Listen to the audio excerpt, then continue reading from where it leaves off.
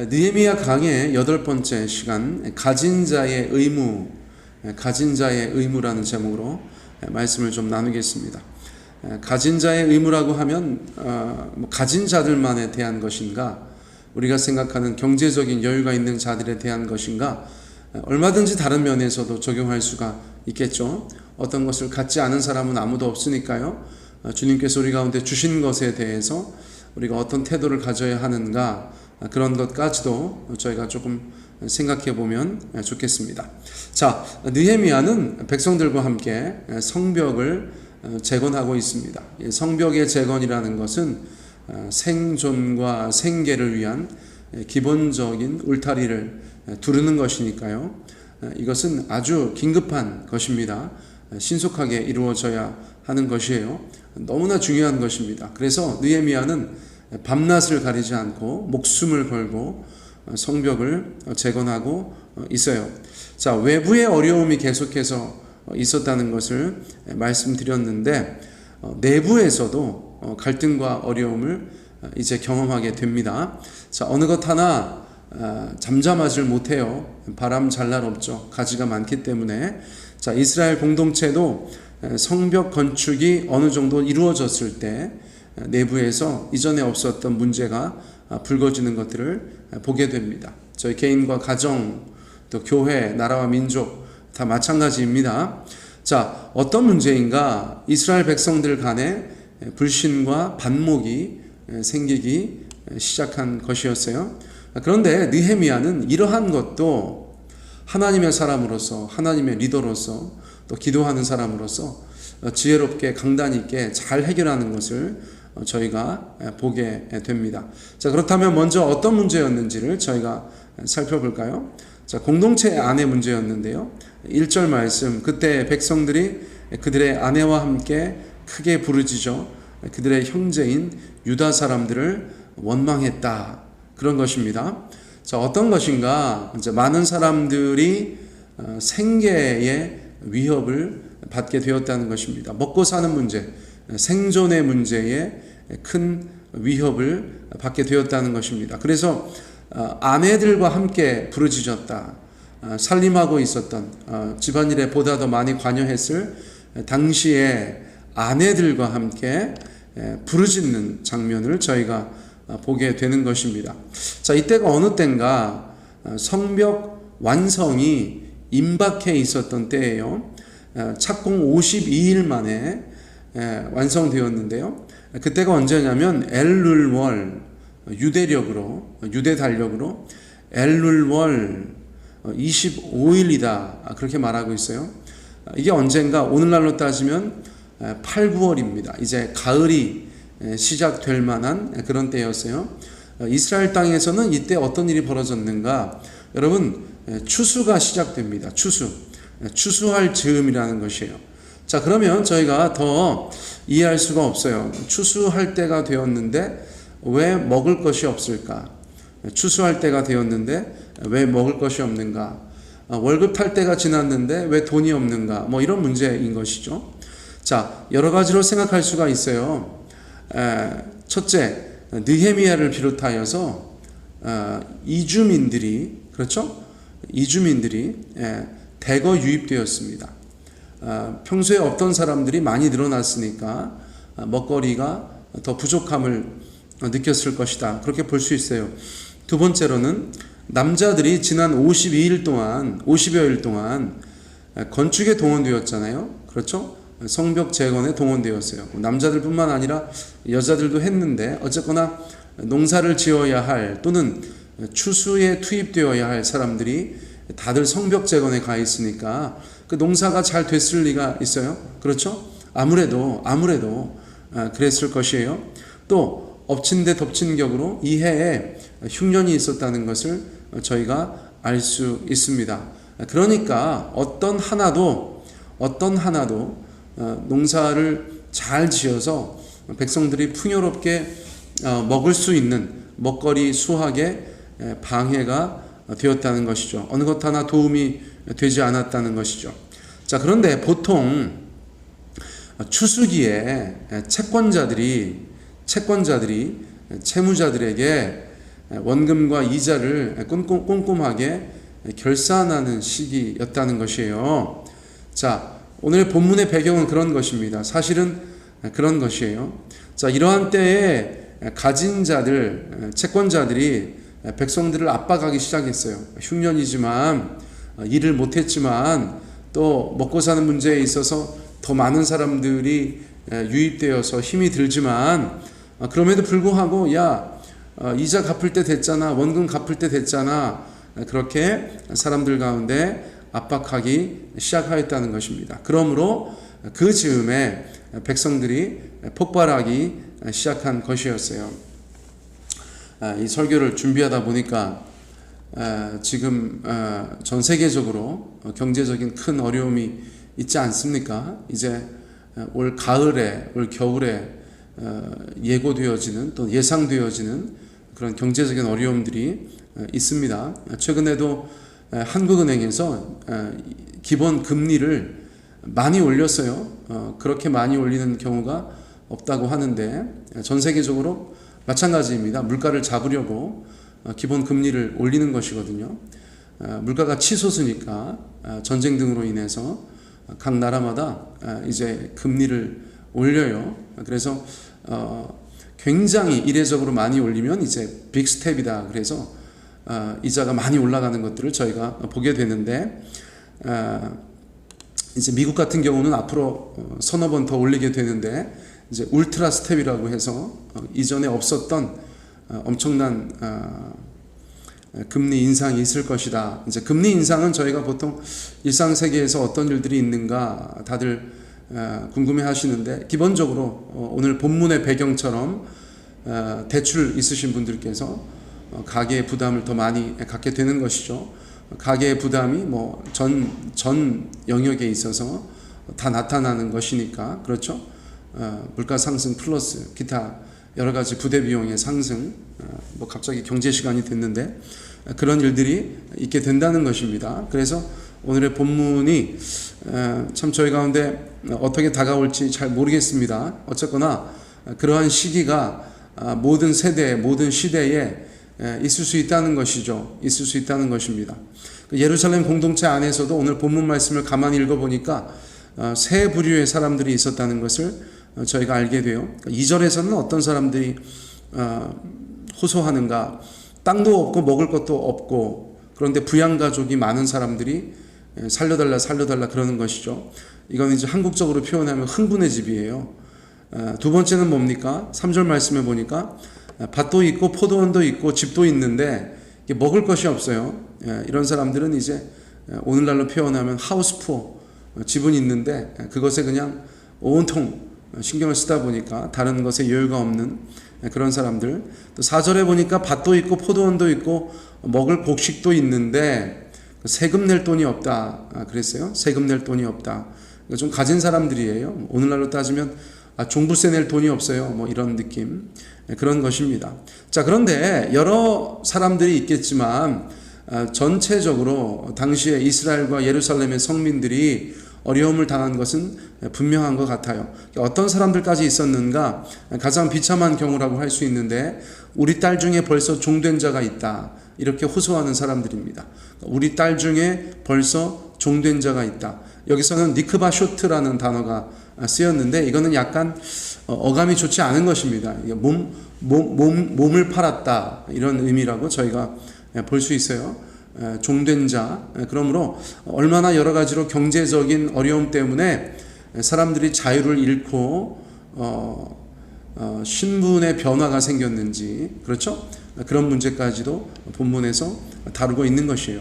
자, 느헤미야는 여러분들이 아시는 것처럼 이스라엘 땅에 살고 있지 않았습니다. 그렇죠? 그래서 이스라엘의 그런 상황들에 대해서 잘 몰랐을 수도 있어요. 그래서 이런 얘기를 듣자마자 굉장히 놀랍니다. 6절 7절 말씀에 보니까 내가 백성의 부르짖음과 이런 말을 듣고 그렇죠?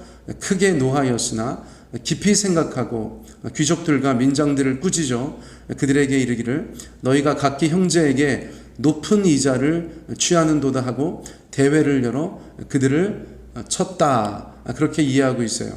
자, 느헤미야의 분노는 뭐냐면 이렇게 어려운 중에도 백성들 중에 가진 자들, 여기서는 귀족들과 민장이라고 표현되어졌는데 그들이 없는 사람들한테 높은 이자를 취하였다는 것입니다. 오늘날로 따지면 이제 고리대금하였다는 것인데 느헤미야가 그런 얘기를 들으니까 너무너무 이제 화가 나는 것이죠. 성을 쌓는 일은 단순히 노동이 아니고 생계를 위한, 생존을 위한 울타리를 쌓는 것이고 또 신앙 공동체의 회복을 추구하는 것이고 하나님의 백성의 자존심을 쌓아가는 것인데 그러한 과정 중에서도 이러한 형태의 원망과 분란이 있다는 것에 느헤미야가 너무나 속상한 것을 저희가 보게 됩니다. 더욱이 사회 지도층들이 정신 못 차리고 이런 일에 깊이 관여하여 있다는 것에 더욱더 기가 막혀 했다는 것이에요. 자, 우리가 보통 가진 자들, 사회 지도층들의 책임에 대해서 노블레스 오블리제라고 많이들 이야기하지 않습니까? 지금 이스라엘 사회에서는 그 어느 때보다도 노블리스 오블리제가 필요한 그런 때였다는 것을 알 수가 있어요. 그런데 누구도 그렇게 명예로운 삶을 살아내지 못하고 있었다는 것이죠. 오늘날도 이제 대한민국에서 사회 지도층이라고 하는 사람들, 그런 사람들을 가만히 보면 때로는 참 한심할 때가 있죠. 그런 가진 자로서의 권력이든 경제적인 것이든 가진 자로서의 책임과 의무를 다하지 않으면 천박해 보입니다. 느헤미야 시대에도 그렇게 가진 자들이 정말 여러 면에 있어서 백성들과 서민들을 돌보지 않고 함께 고통을 분담해야 될 때에 그들에게 고리대금이나 하고 있는 그런 모습을 보면서 느헤미야가 참으로 낙심하게 되는 것이죠. 더 나아가서 분노하게 되는 것이죠. 자, 오늘 본문에 보면 느헤미야가 크게 노하였다 이렇게 이야기합니다. 크게 노하였다. 이게 하나님의 마음이죠. 하나님의 마음으로 크게 노하였어요. 정신 못 차리고 어쩜 공동체에 대해서 이렇게 생각이 없을까? 지도자라고 하는 자들이, 가졌다고 하는 자들이 어쩜 이렇게 생각이 없을까라고 크게 노하였으나, 그 다음에 멋진 말이 나오죠. 깊이 생각하였다. 크게 노하였으나 깊이 생각하였다. 여러분, 사실 저희가 크게 노했을 때는 깊이 생각이 안 되잖아요. 그렇죠? 느헤미야가 굉장히 멋진 리더인 것은 이런 면이 있기 때문인 것 같아요. 사람이 굉장히 가슴도 뜨겁고 머리도 차가워요. 그렇죠? 가슴은 뜨거운데 머리가 차가워요. 굉장히 분노하였습니다. 그런데 깊이 생각합니다. 이 문제를 어떻게 해결할 것인가, 어떻게 타개해 나갈 것인가, 그것을 리더로서 깊이 생각하는 것을 저희가 보게 되고 참 큰 교훈을 얻게 되죠. 사랑하는 성도님들, 느헤미야의 이러한 면들을 저희가 배워야 할 필요가 있겠다, 본받아야 될 필요가 있겠다, 그런 생각이 듭니다. 자, 그리고 나서 분노한 것에 머무르지 않고 깊이 생각하고 깊이 생각하면서 나름대로의 방책을 만들어 내는 것이죠. 자, 그래서 귀족들과 민장들, 채권자들이죠. 사람들한테 고리대금을 하고 앉아있는 이 채권자들에게 호소합니다. 뭐라고 호소합니까? 먼저는 8절에서 지도자들로서의 불합리한 처사에 대해서 따끔하게 지적합니다. 읽지는 않겠습니다만 어떤 내용이냐, 예루살렘에 있던 사람들, 이스라엘 사람들이 이방 사람들한테 팔려가는 것은 용납하지 않았다는 것이에요. 그들이 이방인들에게 팔려가는 것을 용납하지 않으면서 공동체 안에서는 그런 일들이 일어나는 것에 대해서 방관하는 것은 부끄러운 일이 아니냐, 부끄러운 일이 아니냐. 노예가 되는 사람들 입장에서는 차라리 이방 사람들한테 팔려가는 게 낫지 동족들에게 팔려가는 것에 대해서 더 수치스럽게 생각하지 않겠느냐, 그렇게 호소합니다. 여러분 나중에 말씀 한번 보세요. 그리고 나서 이제 9절에서는 신앙에 호소합니다. 그들 가운데 얼마나 남아있을지 모르는 그 신앙에 호소하는 것이에요. 요점인 즉슨 너네가 정말 하나님의 사람이라면 그런 거 손해보는 일이 있어도 하나님 앞에서 명예로워야 하지 않겠느냐, 그렇게 이야기하는 것이죠. 참 이런 말들이 오늘날과 같이 자본주의가 고도로 발달한 사회에서는 잘 먹히지가 않아요. 잘 먹히지가 않습니다. 손실이 있다고 해도 하나님을 위해서, 손해를 본다고 해도 명예를 위해서 어떤 것들을 선택하는 사람들이 점점점 적어지고 있기 때문에 그렇죠. 자, 그런데 어쨌거나 예루살렘에 있었던 그 지도자들에게는 아직은 이런 호소가 통하는 것이었어요. 하나님의 명예, 하나님의 백성으로서의 명예, 그것을 소중히 생각하는 사람들이 아직은 남아 있었던 것 같습니다. 또 10절 말씀에 보면 느헤미야도 우리 화법을 써요. 우리 화법. 예를 들어서 나는 아닌데 너네, 니들 이렇게 하지 않고 우리 화법을 씁니다. 뭐라고 했는가? 우리가 그 이자 받기를 그치자, 이렇게 얘기합니다. 느헤미야도 나도 그런 사람들 중에 하나다.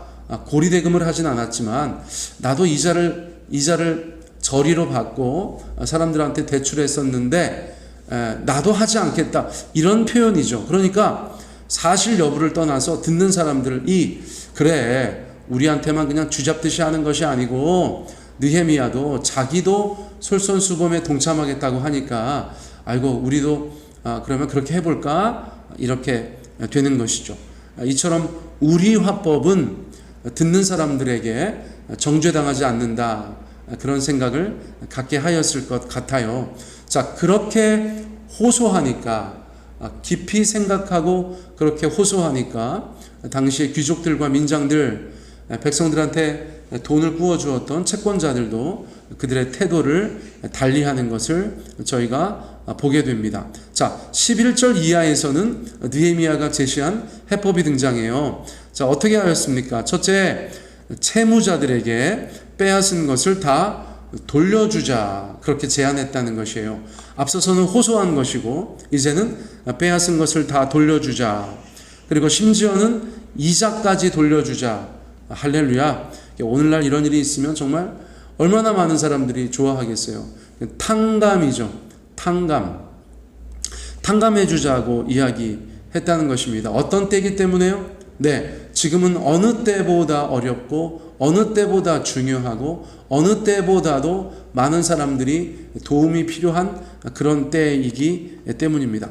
오늘 설교는 기재부한테 보내야 될 것 같아요. 대통령실에 이 설교 영상을 보내야 되지 않는가, 그런 생각을 합니다. 어쨌거나 이러한 탕감에 대해서 느헤미야가 이야기를 했다는 것이죠. 그러나 얼마나 호소력 있게 했어요. 그렇죠? 그냥 막 기분 나쁘게 하는 것이 아니라 지혜롭게, 또 충분히 호소력을 가지고, 그리고 자기도 함께 하겠다, 그렇게 이야기하니까 12절 말씀에 가면 사회 지도자들, 채권자들이 그 느헤미야의 제안을 수용하는 것을 저희가 보게 됩니다. 그러자 느헤미야가 너무나 기뻐하면서 제사장을 동석하게 해서 이것에 대해서 확증짓게 되죠. 예, 오늘날 무슨 법률가를 동석시켜서 정확하게 보증하는 것처럼, 그렇죠? 제사장을 동석시켜서 그 모든 것들을 정확하게 하나님 앞에서 확증하는 모습들을 저희가 보게 된다는 것이에요. 자, 사랑하는 성도님들, 어렵고 힘든 시절에 느헤미야와 그 예루살렘의 지도자들이 보여주었던 그 부족한 모습, 더 나아가서 아름다운 모습, 그렇죠? 그러한 것들이 우리 각자의 삶에도 여러 가지 형태로 각자의 적용을 통해서 아름답게 이루어지기를 원하고요. 또 이 나라와 민족이 지금 그 어느 때보다 조금 두려움 가운데 있습니다. 그렇죠? 경제적으로 다가올 여러 가지 여파 때문에 조금 긴장하고 있는데, 이러한 때에 우리의 가계와 또 나라 살림이 하나님 앞에서 지혜롭게 잘 안정적으로 유지될 수 있도록 여러분 위해서 기도해 주시면 감사하겠어요. 자, 이러한 문제 해결에 있어서 14절로 19절에 느헤미야가 훗날 그때의 일들을 돌아보면서 자기 고백 부연 설명을 하는 장면이 있어요. 자, 이런 문제 해결의 비하인드 스토리라고 할까요? 그때 그런 일이 있었는데 사실은 내가 그때 그랬어. 느헤미야가 숨은 배경, 뒷이야기를 전해주고 있어요. 그것이 14절로 19절까지의 말씀인데요. 왜 당시의 사회 지도자들, 채권자들이 느헤미야의 말에 순종하였는가, 느헤미야의 제안을 수용하였는가, 그것을 말해주고 있어요. 여러분 궁금하지 않으세요? 제가 간단하게 말씀드릴게요. 자, 느헤미야는 당시 총독으로 왔잖아요. 그렇죠? 총독으로 왔는데 그곳에서 12년 동안 재임하였어요. 총독은 제국을 위한, 당시에 페르시아 제국을 위한 세금에서 월급을 가질 권리가 있었다는 것이에요. 그런데 느헤미야는 어려운 예루살렘 땅으로 와서 그렇게 자기 월급을 받지 않았다는 것이에요. 물론 선임 총독들과 그 부하들은 백성들의 것을 탈취하고 압제하는 듯한 느낌도 받을 만큼 경제적으로 자기의 것을 취하는 것에 적극적이었다는 것이에요. 그러나 느헤미야는 그렇게 하지 않았다는 것입니다. 그리고 뭐라고 얘기하는가? 심지어 자기에게 속해 있는 사람들을 먹이는 것에, 생계를 책임지는 것에 그가 적극적으로 함께 했었다는 것을 말해주고 있어요. 그러한 삶을 살고 있었기 때문에, 느헤미야가 그러한 삶을 살고 있었기 때문에 많은 사람들에게, 야, 우리가 받을 것이 있지만 이 땅에 책임 있는 사람으로서, 귀족과 민정들로서 다 탕감하자. 지금이 어느 때냐? 우리 이스라엘의 국운이 달려있는 때고 예루살렘의 운명이 달려있는 때가 아니냐. 그 어느 때보다 중요하고, 성벽 재건 때문에 농사를 못 짓고 흉년이 찾아와서 힘든 사람들에게 우리가 양보하자. 그렇게 이야기했을 때 그 말이 먹혔다는 것이죠. 그 말이 먹혔다는 것입니다. 사랑하는 성도님들, 예루살렘의 신앙 공동체는 또 하나의 큰 산을 넘었는데요. 거기에는 삶으로 이야기하고 솔선수범하는 느헤미야와 같은 귀한 리더가 있었다는 것입니다. 여러분, 대한민국에도 귀한 리더들이 세워졌으면 좋겠어요. 한국 교회에도 이러한 리더들이 세워졌으면 좋겠어요. 교회에도, 또 우리의 가정에서도 참으로 지혜와 능력을 가지고 모든 어려움들을 타파해 나아갈 수 있는 그런 귀한 사람들이 많이 세워지고 일하게 되었으면 좋겠다, 그런 생각을 합니다. 오늘도 주신 말씀 묵상하고 그 말씀대로 기도하여서 말씀대로 승리하게 되는 저와 여러분 되시기를 예수님의 이름으로 축복합니다.